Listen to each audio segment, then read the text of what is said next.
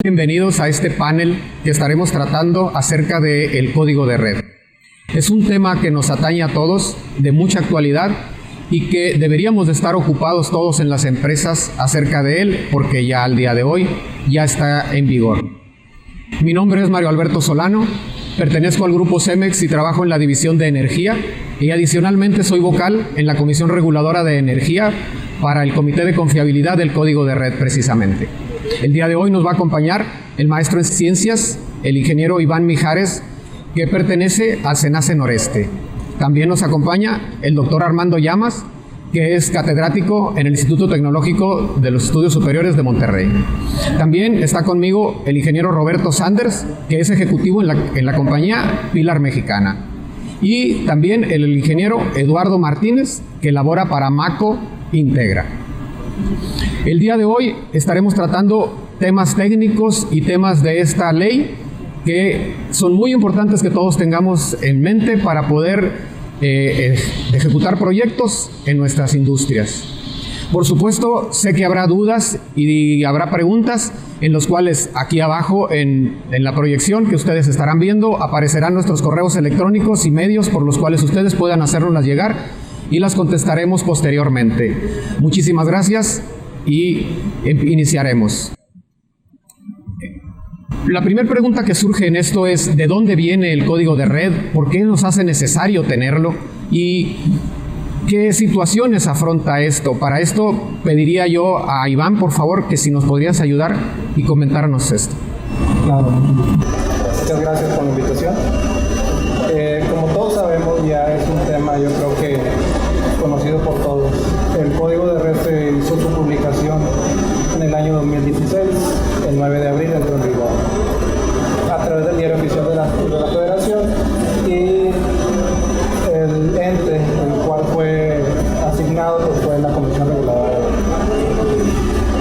¿Qué es el código de red? De forma general, el código de red son disposiciones de carácter general, son requerimientos, requisitos técnicos, en la cual son el parteaguas por el cual los integrantes de la industria eléctrica tienen su manera de seguir las cosas y hacerlo de forma indicada o correcta. Estas disposiciones están formadas a través de criterios, a través de manuales que son compuestos en el mismo código de red, y el mismo código de red a su vez se apoya con otros manuales adicionales que surgieron posteriormente y que hay unos que están por publicarse. En lo que podemos ver de integrantes de la industria eléctrica podemos mencionar lo que son los medios de transmisión, en este caso el transportista, medios de distribución, que es en este caso el distribuidor, que ambos actualmente están a cargo de la Comisión Federal de Electricidad. Lo que son los generadores, los que generan la energía eléctrica, los que son los consumidores, que son los centros de carga, y englobando todo esto están entes descentralizados, en este caso es el Centro Nacional de Control de Energía, al cual pertenezco, que se encarga de ver estas disposiciones y tratarlas de orientar a lo que son estos participantes para su implementación y aplicación. Dentro de esta gama de integrantes de la industria, el tema que nos vamos a centrar un poquito más en lo que es el día de hoy son en los centros de carga. Los centros de carga, como comentaba, en el código de red hay criterios y hay manuales. Los criterios que están dentro del código de red se soportan con manuales de requerimientos técnicos. Los criterios en forma general nos indican a quién le aplica, a partir de cuándo y de qué manera, el cual está complementado con el manual que nos comenta que la aplicación es tanto para centros de carga en alta y media tensión, y para centros de carga los acomoda en dos grandes grupos que son centros de carga convencionales y centros de carga especiales. Y la diferenciación es muy sencilla, o sea, si hay una implicación de calidad en el servicio por un centro de carga, se acomoda dentro de cargas especiales y no como carga convencional. Y en base a su nivel de tensión, si es una carga en media o en alta tensión, o si es carga convencional o especial, es la base para determinar los requerimientos que se tienen para cada uno. Dentro de estos requerimientos que vamos a tocar un poquito más adelante, ya yéndonos a centros de carga, estamos viendo 4 tópicos principales que serían lo que son cumplimiento a factor de potencia. Podemos ver distorsiones en la señal eléctrica, lo que son contenido armónico que está propiciando ese centro de carga a la energía eléctrica, y otros conceptos adicionales como cuestiones de protecciones, funciones de frecuencia, que son un poquito más, se podrían tratar más adelante.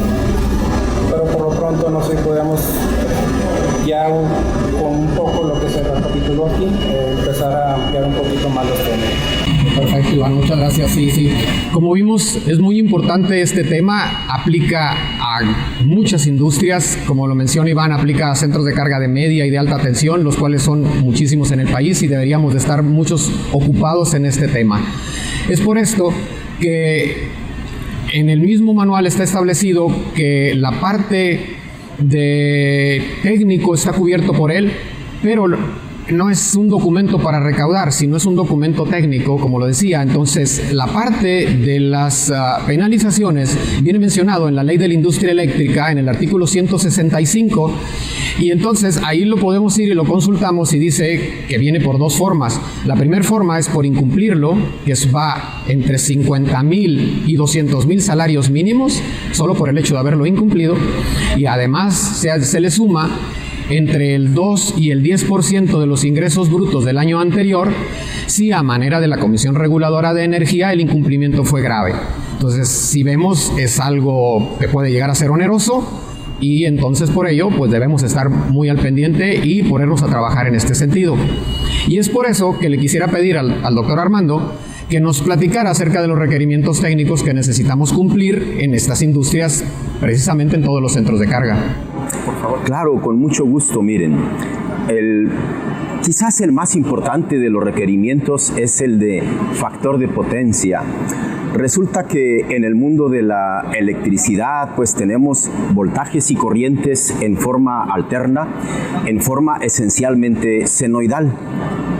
Cuando el voltaje y la corriente no van en fase, y esto lo representamos los electricistas mediante fasores, pues ya no van en fase, fíjense, presentan ahora esas flechitas una diferencia angular.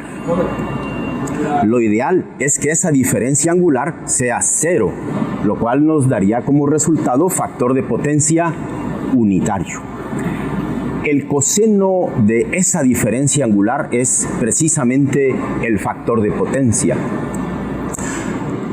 Esta diferencia angular da lugar a que en el punto de medición se consuman no solo kilowatts hora, sino aparecen ahora unas unidades de energía medio locochonas, digo yo, kilovolts amper reactivos hora. Esto es energía reactiva. No solo energía real, sino aparece ahora energía reactiva. Cuando el factor de potencia es unitario, una situación muy deseable, el consumo de potencia reactiva es 0.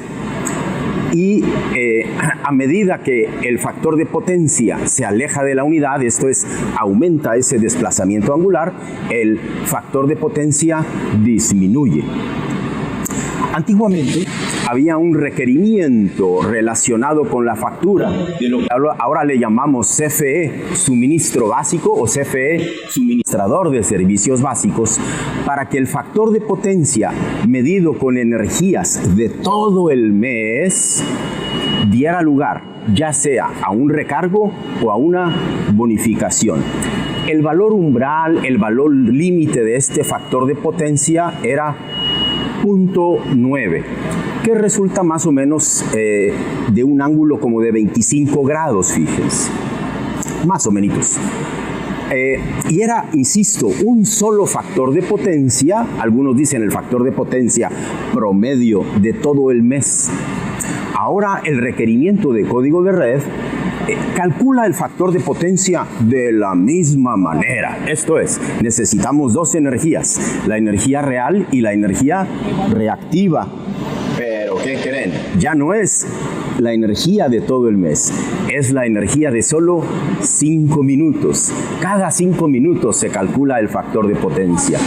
Y ahora el requerimiento ya no es 0.9, ahora es 0.95 y que no pase de 1. Esto es, no se acepta un factor de potencia capacitivo. Tiene que ser 0.95 y 1 y el 0.95 atrasado. Muy bien. Y es así que el requerimiento sube en factor de potencia y no se requiere que se satisfaga con este requerimiento técnico el 100% del tiempo, pero sí el 95% del tiempo. Puesto con otras palabras, se le puede fallar un 5%. Factor de potencia. Pasemos ahora a desbalance. El desbalance. Ocurre que típicamente son sistemas trifásicos y es muy deseable que las corrientes que demandan los centros de carga tengan la misma magnitud. Cuando esta magnitud se desvía, ya no es la misma en las 3 fases, aparece entonces un desbalance. Código de red tiene requerimiento para desbalance de corriente. El último, flicker. Ciertas cargas no son constantes, sino que son fluctuantes. Al ser fluctuantes da lugar a que el voltaje medido en medidor de facturación presente fluctuaciones. Y eso es el flicker. Código de red también tiene requerimiento de flicker o parpadeo de lámpara, porque es donde más afecta en las lámparas incandescentes. Adelante. Perfecto, muchas gracias, doctor. Efectivamente, como ya pudimos nosotros escuchar al doctor Armando, nos damos cuenta que existen varios factores que nos afectan. Como decía Iván, existen otros adicionales. Y también él mencionaba una cosa, existen varios centros de carga, tipos de centros de carga. El tipo de centro de carga convencional y el tipo de centro de carga especial. No tienen todos los mismos requerimientos de estos que nos mencionaba Armando. Entonces debemos nosotros estar al pendiente y revisar nuestro centro de carga, de cuál de los pertenece, para ver cuáles son los valores que nos van a aplicar. Y voy a poner el ejemplo del factor de potencia. En ese sentido, el factor de potencia aplica para todos los centros de carga conectados en alta tensión, pero para los conectados en media tensión no aplica. Y los otros parámetros que el doctor nos comentó también tienen valores, pero tienen valores límites de consigna diferentes. Por eso es necesario revisar esas tablas en el documento principal. Además de esos parámetros que Armando nos mencionó, también hay otro que es la distorsión armónica, pero para eso nos lo va a platicar Roberto. Por favor, Roberto, platícanos acerca de él. Claro que sí. Hay otro parámetro que es muy importante, que antes no lo medían y ahora sí lo van a medir, que son básicamente los armónicos. ¿Qué son los armónicos? Para entender un poco. Como bien mencionó el doctor, la onda que nos gusta es una onda senoidal. Cuando esa onda, por elementos distintos, que generalmente son elementos de potencia electrónicos, distorsionan, se le suma unas ondas múltiplos de la onda natural, de 60 Hz, entonces pueden aparecer ondas en 300 Hz, 180 Hz, en distintas frecuencias, hasta la 63, que es donde nos va a medir con este nuevo código de red. Nuevamente, como dicen, va a haber límites dependiendo del tipo de centro de carga como estemos registrados y conectados. ¿Qué ejemplo de estos dispositivos generan? Los UPS, las fuentes conmutadas, los variadores de velocidad, hornos de inducción, también, por ejemplo, pilas electrolíticas para la extracción como de cobre.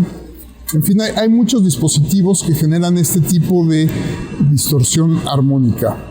¿Cuándo nos debe preocupar? No en todos los casos nos debe preocupar. Tenemos que ver la proporción de cargas lineales, y ahorita les voy a explicar qué son las cargas lineales contra las cargas no lineales. Las cargas no lineales son las que nos van a generar esos armónicos que van a distorsionar la onda, primero de corriente y después de voltaje. Entonces, cuando la proporción es significativa de cargas no lineales, hay que poner atención. Entonces va a ser importante hacer las mediciones pertinentes para ver si vamos a estar dentro o fuera del código de red, siguiendo las tablas a las que nos especificamos. Unas preguntas: ¿es importante resolverlo?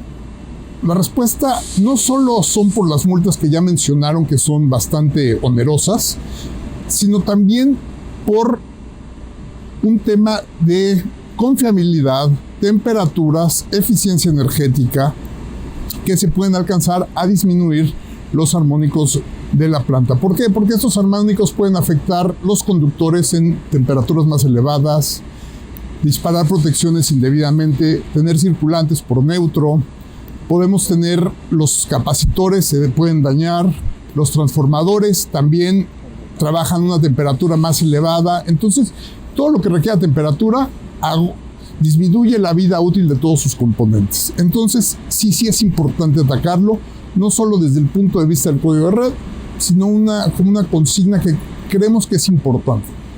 Es como manejar un coche mal carburado. No es bueno. Hay que tenerlo en óptimas condiciones. ¿De qué va a depender o cómo se arreglan estos? Hay básicamente 3 soluciones. Son filtros activos, filtros pasivos y dispositivos de nuevas generaciones que ya no emiten estas armónicas. Entonces, ¿cuál va a ser la solución óptima? La óptima realmente va a ser una combinación de las 3. Una sola no nos va a llevar al punto óptimo.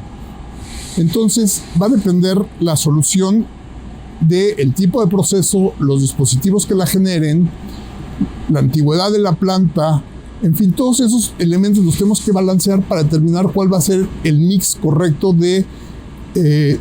o la solución que vamos a hacer como traje a la medida. Es importante, y como conclusión breve, cuando tenemos una solución, y puse un ejemplo, es no caer en el error de solucionar de este problema y como un autobús desplazando a 3 personas, porque se caen muchas veces en este error. O sea, meten soluciones demasiado complejas para problemas sencillos. Entonces hay que mantener las soluciones sencillas para este tema. Gracias. Hombre, muchas gracias. Gracias, Roberto. Como ya vimos, el problema para cada una de las fábricas, pues, es de elaborar un traje a la medida, ¿no? Es necesario revisar la instalación, hacer estudios y cosas de ese tipo. Es muy importante, como ya nos lo explicaban los ingenieros, porque hay afectaciones no solo hacia afuera, sino afectaciones al interior de nuestra fábrica y que por buena ingeniería eléctrica, prácticas de mantenimiento adecuadas, pues deberíamos de corregir. Pero, ¿cuál es el procedimiento que debemos de seguir a partir de aquí? Pues yo me gustaría, por favor, Eduardo, si nos podrías comentar ¿qué debemos hacer? Ya vimos ahorita qué es lo que nos está afectando, cuáles son los parámetros en los cuales debería de enfocarme más rápido. Por favor, coméntanos un poco acerca de estos siguientes pasos. Sí, muchas gracias por la invitación, por compartirme este momento con ustedes. Pues como lo mencionamos en un momento, esos manuales de regulación y requerimientos técnicos para los centros de carga están establecidos en este código. Al momento de revisar este código red, lo primero que nos podemos ver o percatar en ese manual es que, hablando específicamente de estos centros de carga en media y alta tensión, tenemos que elaborar precisamente esos requerimientos que de alguna manera tienen que plasmarse en un trabajo detallado de acciones en donde hay que presentárselos a la Comisión Reguladora de Energía, ¿sí? Esto tiene un plazo no mayor a 3 años, en donde los puntos importantes a revisar son a través de, pues, en muchos de ellos, de hacer esos estudios, como lo es en primer lugar el estudio de desbalances de tensión, ¿verdad? En los estudios de ese balance de tensión adicional, se tiene que revisar y dar cumplimiento a lo que marca este código red como una norma de tensión nominal donde marca el máximo y mínimo permisivos. Esto se puede decir que, por ejemplo, si yo tengo una tensión nominal de 115 kV,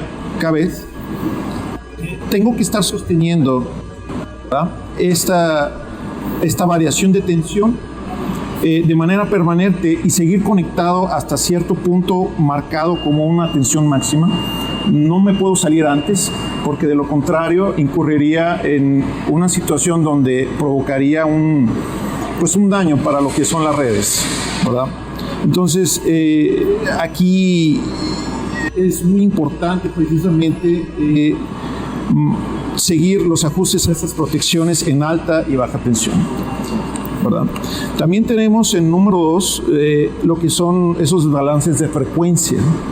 Los desbalances de frecuencia, hay que hacer también ese estudio donde también se tienen que agregar, como lo indica en el código red, la información de los ajustes de protecciones de alta y baja frecuencia, ¿verdad? Ya están preestablecidos, donde es una frecuencia máxima en un tiempo permanente y también una frecuencia durante 30 minutos. ¿Verdad? Siguiendo con esta revisión, tenemos también los requerimientos de factor de potencia, que ahorita ya es un tema que hemos estado ya tocando. Y me agrada tomar el énfasis que se mencionó por parte de los doctores, que específicamente se establece en el alta tensión un requerimiento del 95% durante 10 años, y posteriormente de ese 95 va a subir a 97, ¿verdad?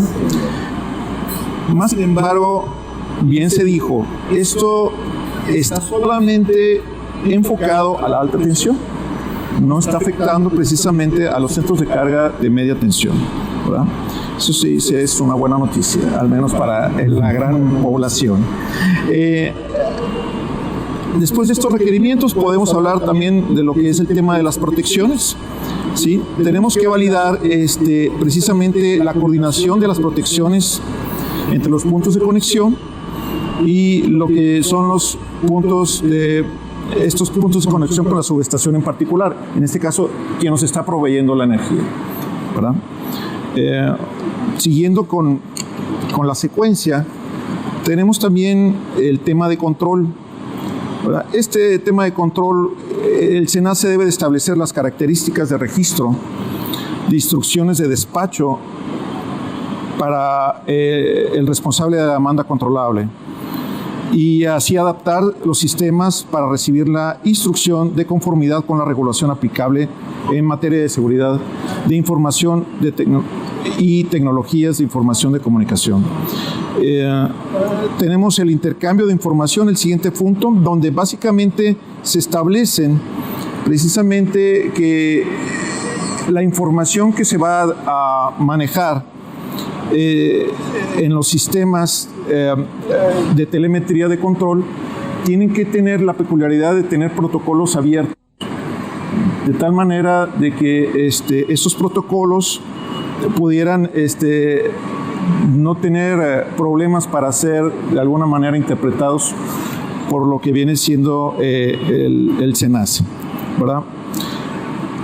Como punto de la calidad de energía, como ya se mencionó, ¿sí? Se requiere precisamente el estudio de esa calidad de potencia, y hay un aspecto muy importante donde el medidor o el analizador de redes que debe de auditarse tiene que ser de clase A, ¿verdad? Teniendo este dato de la calidad de energía, estamos cumpliendo pues precisamente los 8 puntos básicos en lo que tenemos que revisar el código red. No, perfecto. Muy bien, muchas gracias, Eduardo. Como ya vimos, es necesario hacer en las empresas, en cada una de ellas, el traje a la medida. Es necesario hacer los estudios eléctricos en ese sistema que tenemos nosotros conectado en nuestras fábricas. Es necesario desarrollar una ingeniería para poder llegar al cumplimiento de lo que ahorita nos están comentando aquí los compañeros. y poder nosotros llegar a diseñar y tener equipos instalados en nuestra fábrica que nos lleven al cumplimiento de estos requisitos que ya están siendo evaluados y ya es una necesidad de tenerse instalados en las fábricas. Sí, si vimos, aplica a muchas gentes, es necesario ponernos a trabajar ya, hay mucho dinero envuelto en todo esto, entonces es algo que deberíamos de estar ya viendo todos nosotros. Con eso estamos llegando ya casi al final de nuestro panel el día de hoy. Me gustaría pedir, para finalizar este tema, pedir un comentario a cada uno de los integrantes de nuestra mesa. Por favor, Iván, no sé si nos podrías dar un comentario final. Sí, claro, muchas gracias. Pues nada más para cerrar, aunque las especificaciones del código de red van enfocadas a mejorar o a mantener la integridad del sistema eléctrico nacional, muchas de las implicaciones que vienen ahí son para el beneficio también del particular. El hecho de que protejas hacia el sistema implica también el que tú estés seguro, estés confiable y tengas esa continuidad. Muchas gracias, Iván. Perfecto. Por favor, Roberto. Yo la conclusión es similar. Es un área de oportunidad del código de red. Por ejemplo, en el tema de los armónicos, se generó una ceguera de talleres donde no vemos los problemas que actualmente hay, es la oportunidad de cambiarlos. Y yo pongo el ejemplo que es como un cinturón de seguridad. ¿Te lo vas a poner porque te multan o porque te hace bien? Yo creo que la decisión correcta cuando se atacan los armónicos es ponérselo porque te hace bien a todos tus equipos y a tu planta, y puedes tener un retorno de la inversión en ese tipo de proyectos. Sí, claro. Armando, por favor. Con mucho gusto.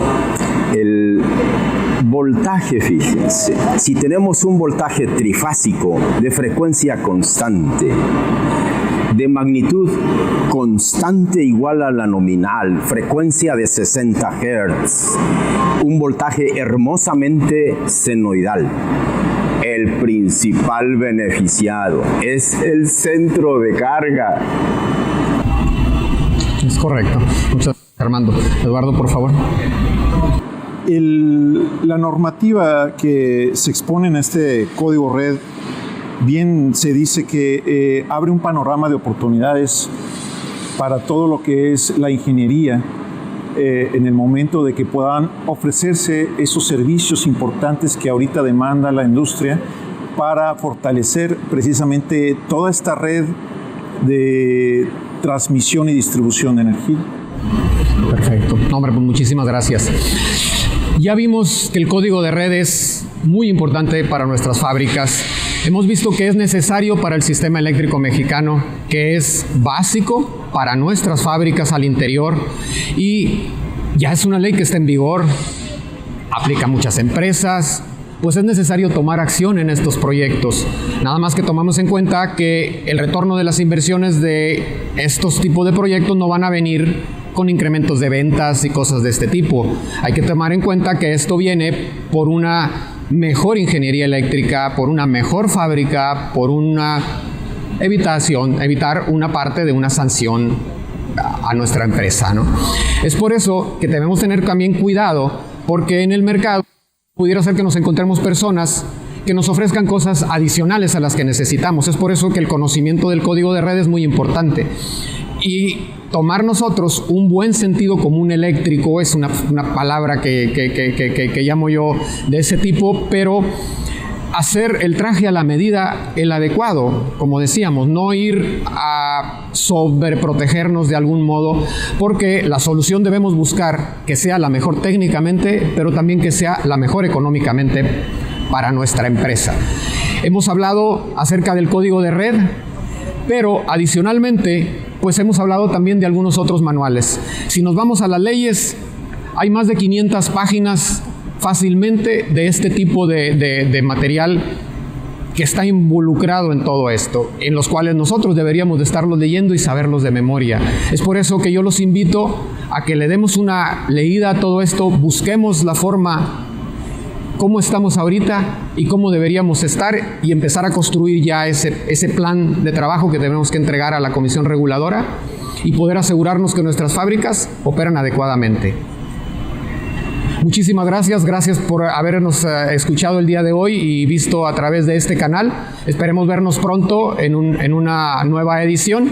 No se olviden enviar sus preguntas y dudas a la dirección de correo electrónico que aparece en las pantallas y esperemos vernos pronto. Y a nombre de mis colegas, un agradecimiento a Reportero Industrial Mexicano.